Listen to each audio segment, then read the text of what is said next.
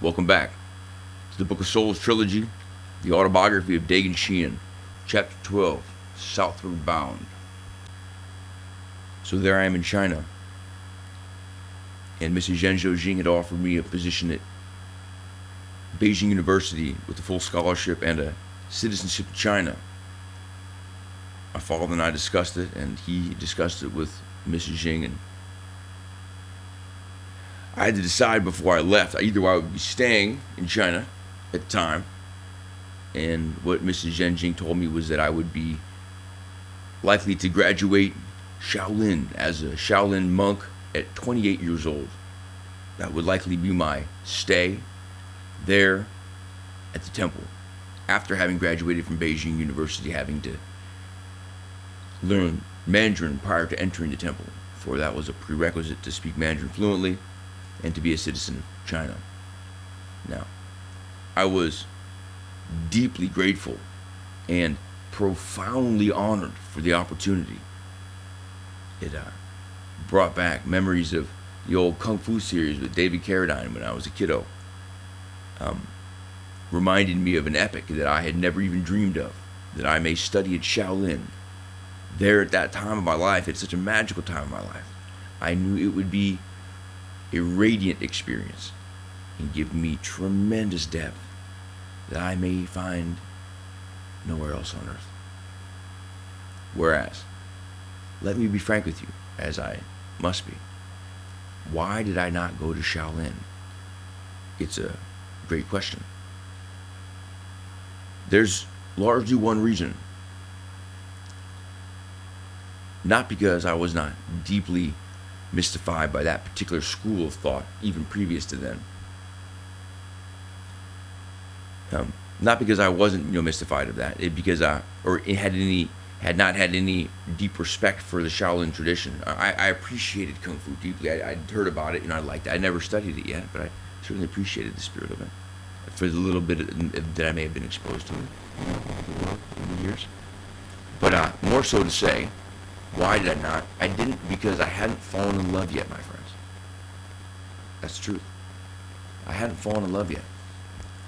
I had traveled a lot in my life after we left D.C. at the age of 10, having been charged by the federal injunction for $1.25 million by the federal government for, during the Iran-Contra scandal, for having prosecuted George Bush Sr., Ronald Reagan, and over 20 other defendants for illegal assassinations, drug smuggling, and narcotics trafficking, illegal assassination teams, and arms dealing, and a myriad of criminal enterprises stemming from our own covert operations as the U.S. government and those affiliated in what they refer to as the enterprise. By the way, now let's not get into all that now. But I hadn't fallen in love yet, my friends, and that's a very simple thing to say, and why I wouldn't go to Shaolin. Now, why would I say that? Because love meant something very deep to me in my life. I never had a girlfriend.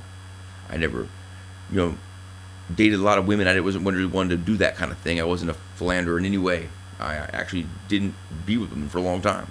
I fell in love at the age of, I think it must have been 21 to have my first girlfriend. Never dated a girl really prior to that. Now, why would I not date somebody? Because I was waiting for the right one. Not some theoretically biblical kind of thing where I'm going to wait till I'm married, wait till. No. I knew when I met the person, after I got to know them, I would deeply appreciate who they were. Now, not that I didn't deeply appreciate other women, but here's the key here.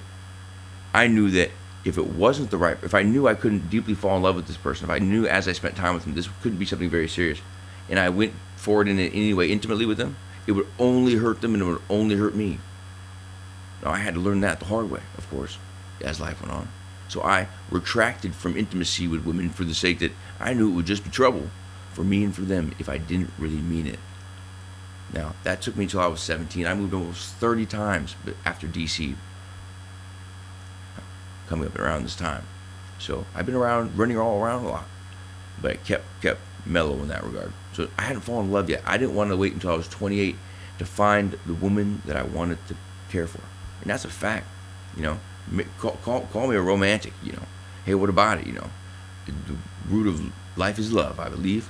That's what we're born of, hopefully. That's what we're grown from, undoubtedly. So, anyhow, and my parents have always set an extraordinary example for me as a couple, you could say, as a partnership. Um, we've all had a wonderfully, just tremendously enriching, challenging life together. I mean, challenging, yes, challenging, but tremendously loving within our family unit. I mean, it was tough all the time as we went around, but we never ever doubted each other. I mean, through thick and thin, stuck together like a wolf pack. I'm dreadfully dead serious. Really willing to trust one another through all situations that would challenge any single person in any situation. We all managed to do it together, and ran together hard. My family and I did, and still do. And we love each other tremendously. And that love flows directly out of our hearts to the world. And I think it's a measure of our own care for things, for life, for each other being our human family, our all that is. You know, it's something to be coming from a place of love in your heart, coming from a place of care. You know, not less care. I'm talking like feeling. I'm not talking moral, theoretical, necessarily like we can always get to postmodernism. Is there ever a right answer? It's complicated, but I do not believe they're accurate in saying there isn't always. There can't be a right answer, because I believe there is a right answer. Many a right answer, and many a wrong answer, my friends. And not historically, contextually, and where it might be placed in time, historiographically. No. Okay. It's about relationship, to the compassion we have for other living entities and other things, including creatures and plants and life. Because that grows too. It grows with the sun, man. We are not alone. We are not an island as a human. And we take part in this biosphere that lives, it flourishes. It doesn't destroy itself. It doesn't compound destruction upon itself as humans do to it. You know, that end of itself, that paradigm of environmental destruction is not one of care, of respect and dignity felt for that which you were hurting. Can't do it. Can't do that. That's when you draw the line. Hurting people, watching people be hurt and not doing something about it, frankly. You know what I'm saying? So anyhow, long story short, I hadn't fallen in love yet. So there I was. I fly back to San Francisco. I'm in San Francisco now, and I'm getting out of the plane, and I have about 45 minutes before I'm on another plane down to Chile in South America. So I get out of the plane, I run into the plane console, the plane, airport, and I see my mom, and I give her a big hug. She didn't come with us to China, so she gave me a big hug. I jump into the van that she was driving, and we go around the airport 2 or 3 times while I'm unpacking all my bags from China, and I'm packing my bags for South America. I'll be down there for 7 weeks. So I jump out of the truck, or out of our little minivan, on the way back around the second time, and I hustle my way down to the plane for China. And on the way in, I meet my brother Adam Burek, a dear friend of mine, the same friend that I was sitting by the lake. I told him on the side of the mountain, "Do you know what this means, Adam?" And he says, "Yes." He says, "We're not going back to school tomorrow." And I said, "That's exactly right." And so that's this gentleman who was going with me to South America to attend a 7-week-long seminar taught on Mayan mathematics, essentially the Mayan calendar, but the mathematical, astrological elements of the Mayan calendar, a deeper study, kind of a deep dive into the Mayan calendar. Led by a man by the name of Jose Arguez at the time. He ran the seminar. It was a 7-week-long seminar, a very interesting seminar in its own way. So there Adam and I go off to South America, and we're gliding down to the southern hemisphere. This is a tremendous story that I will now embark on down in South America. It will take us through the 7-week-long seminar, followed by a journey that will forever define my incarnation.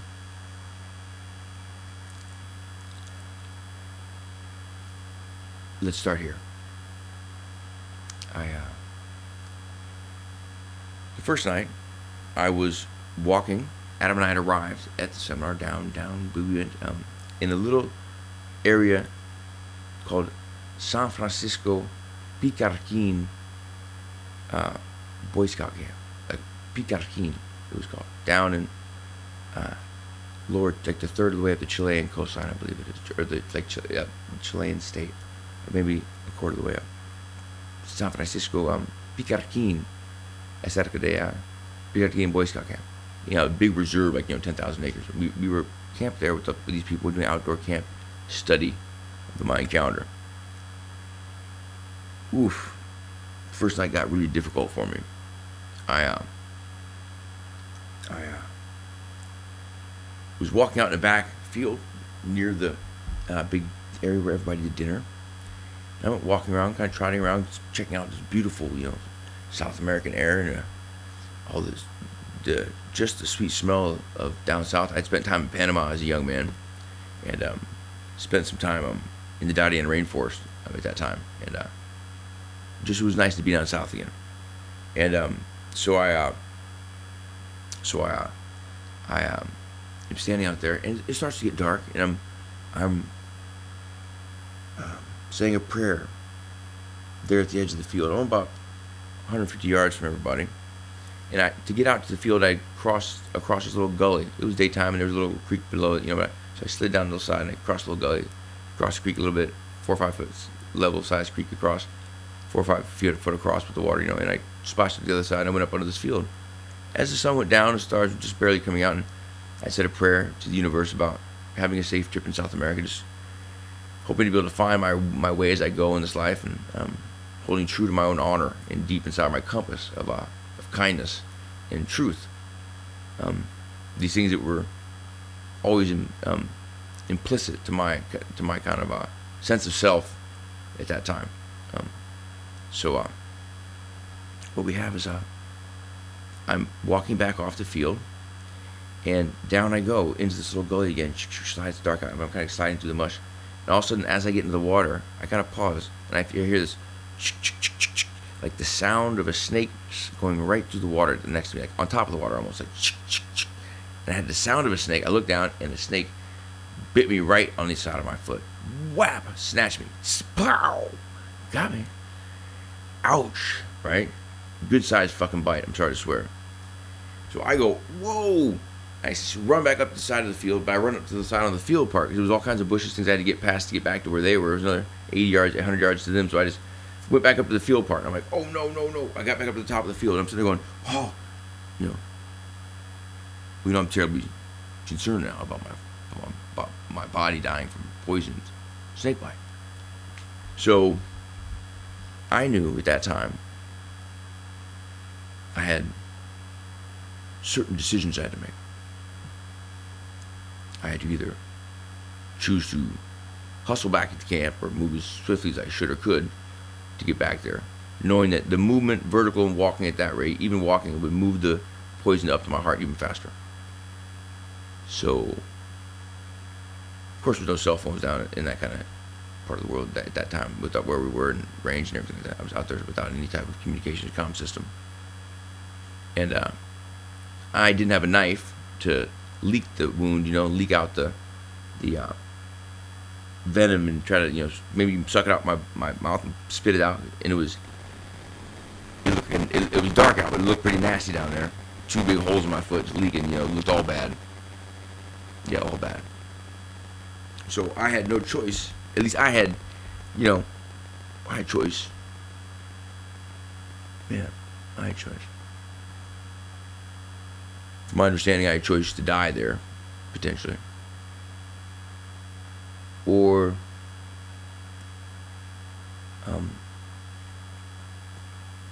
get that part of my foot off, get that part of my foot off.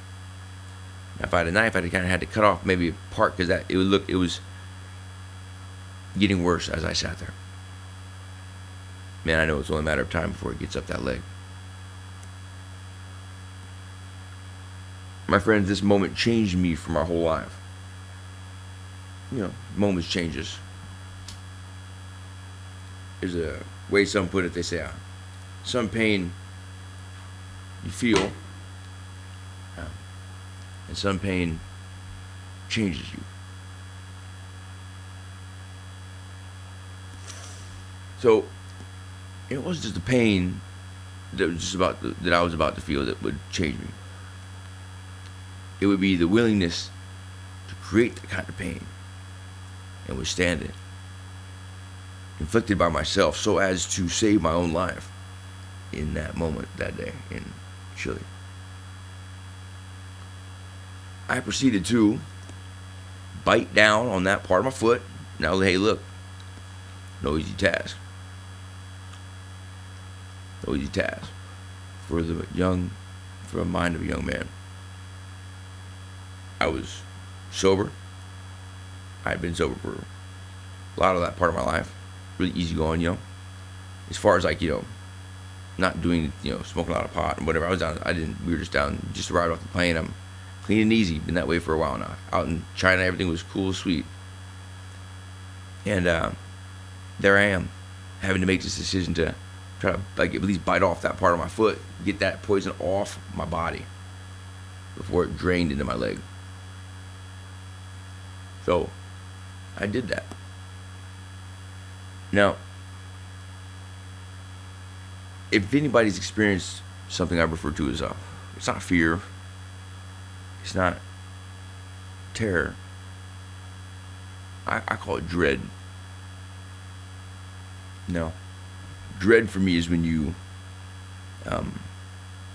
know something is going to be tenaciously, terrifyingly painful or horrible. It's going to be very, very, very bad, and there's absolutely nothing that you can do about it. For me, that's dread. And I felt dread that day, knowing that as a dancer, now I'd started to become quite good at dancing. I love dancing, and as a running back for 8 years and all these different things, as somebody that wanted to use my foot, wanted to walk, I knew that if I removed this part of my foot, I would not walk again. Likely, I'd be having to tear off part of my foot. That's bone deep. Therefore, I had to make a decision. This is back to that choice moment. Now, we all have a will, a choice in a moment to do what we think is most right for ourselves and for our destiny, for our lives. I commenced, drew down my molar hard, working to split the bones and break off that part of the swelling. It was just kind of a pussy kind of fucking mess. And I was drawing down on my foot fiercely, conquering in every millisecond any doubt I had in anything I was doing, fiercely firing forward to my completion.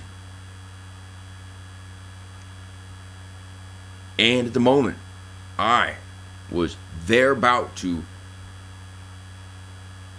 sever the main section of my foot and break through the main bone and the main vein that runs over the foot. It was about to become an utter, unreversible situation. I heard a voice over my left shoulder. It sounded like a mid-aged woman and a man both. Couldn't tell which one it was.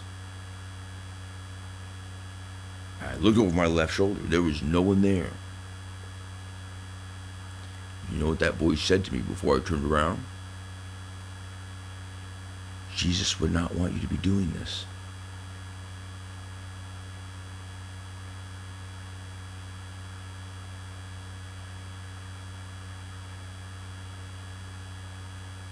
I sat there. And all the dread, the rapture of fear and concern drew through and out of me into the soil and away from me, as though it was dust in the wind. And I stood up knowing that in that moment there, I had experienced some kind of miracle.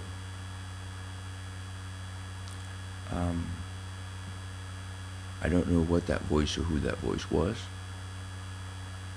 I can't say I've ever heard it again. And I still don't know what to say about that. Except that my foot still looks like a tiger bit it. And I will forever be grateful to the spirit that was.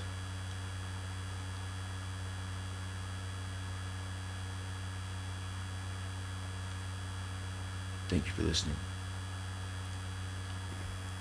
This concludes Chapter 12, Southward Bound, the Book of Souls Trilogy, the Autobiography of Daegan Sheehan.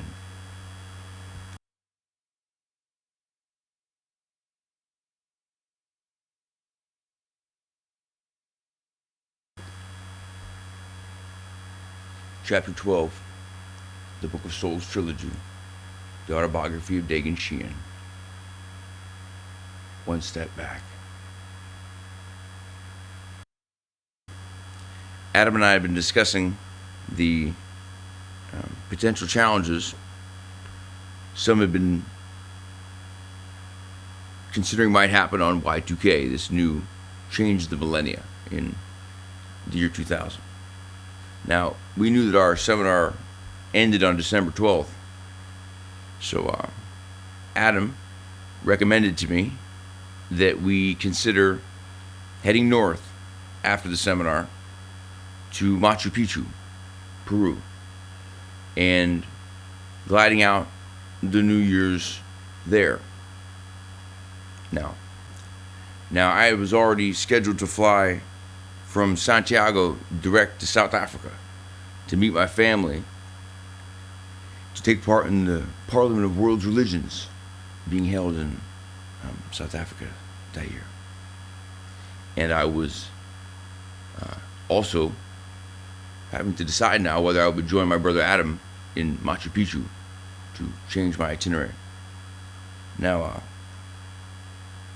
Adam had met a woman there at the seminar. They had had a wonderful time getting to know one another. She was a very powerful, sweet woman. People from all around the world there at the seminar with this very interesting group of people.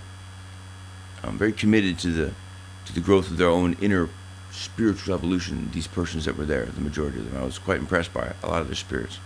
When it came down to it, I think they held the line of their own hearts, which I appreciated. Held space for one another, each other, all of us to have our own experience, which I was very grateful for. And mine went quite deep at times. So Adam had met a gal who was interested in helping us make our way up the coastline, because she was a indigenous Chilean. She had grown up in the area her whole life, and she knew Chile very well, and she said she would happily lead us up the coastline. We could stay with different people she knew as we went along, and we'd make it up to Machu Picchu by New Year's. So Adam and I, and Katia, her name was, traveled for about 2 days together northward. At which point we were out on a far, far remote road, right? Out deep on the edge, as you might say, like in the deepest edges of Arizona, where there's a little pit stop, like a multi-juncture road, kind of like a crossing the road, and as far as you can see on all sides, there's absolutely just land, and it goes on and on and on and on. No other sign of civilization in any direction. Yeah. We just started to head northward. About 2 days in, we were starting to get deep, and I turned to Adam, and I say to him, I say, Adam, I'm going to have to do this one on my own, brother. And he looked at me right in the eyes and said, yeah, I knew you were going to say that, Daegan. Yeah. And he looked at me deeper in the eyes and he says to me, Daegan, you know you might not make it back from this. And I turned to him and I said, Adam, I have to be willing to not make it back, to go as far as I know I must.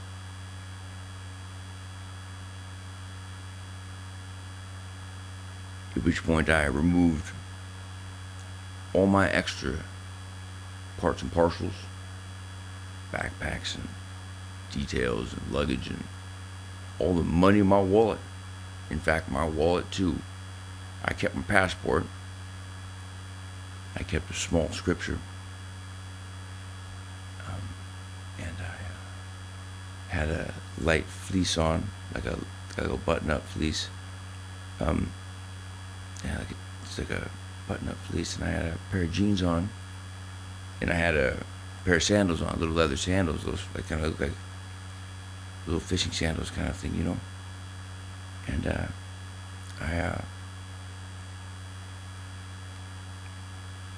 Adam handed me a bottle of water. It was like an little Evian bottle.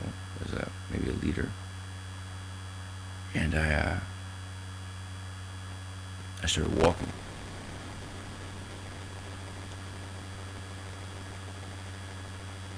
I remember, because people ask me about this specifically, about my water and stuff. I remember filling the bottle the next day at some pit stop gas way out there. I must have run into a little something station or something.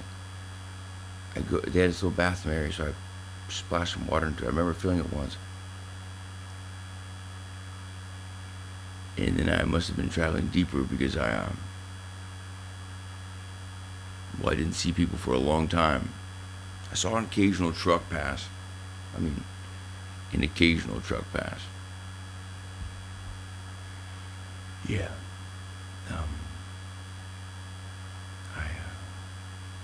I walked by day and by night. Traveled beneath the stars and underneath the South American sun. I slept at night when it was right for me to do so. Never a soul around. Not an animal. I didn't know where I was necessarily. I didn't have a map. Didn't bring one purposely. Wasn't there to walk the line. I was there to do something different. And I would sleep on the floor of the earth and beneath the Southern Cross. And wake up in the morning. Yes, at night at times as well. Do think about that Tai Chi I was doing in China. And remembering how important it would be for me to do that. So I do Tai Chi of my own motions, and I learned to trust them even more deeply. Do them before I would go to bed beneath the southern stars. And do them as I awoke in the morning, and do them again. And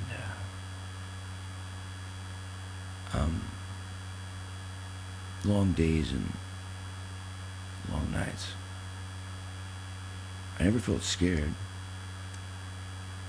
I was never really concerned about my, I guess most people would ask me about the food and water. Well, I didn't really think about that, to be honest with you. Strangely enough now. Hey, I'll say it's strange. I just knew I wouldn't be having any, really at all. For a long time, considering where I was. And considering that I wasn't looking for help, or seeking a meal, or feeling that I required a glass of water, I simply not put it out of mind, just never entertained the thought. Strangely enough, I walked across the Atacama Desert, 12,000 feet into the Andes of Peru. The Atacama is known scientifically, known as one of the, if not the driest place on earth. It's barren, hot. My mind, when I walked, was not crowded with thought, not empty of feeling, though. I had let go of everything. I was under the high assumption, I had to presume, I knew, that I may never see anyone I knew again, and that my family I would never see again. I had made peace with this. I was pursuing something even more profound for me at that time. Something that transcended even family. Something that would lead me further than I would ever think a human to go. Lead me to my destiny.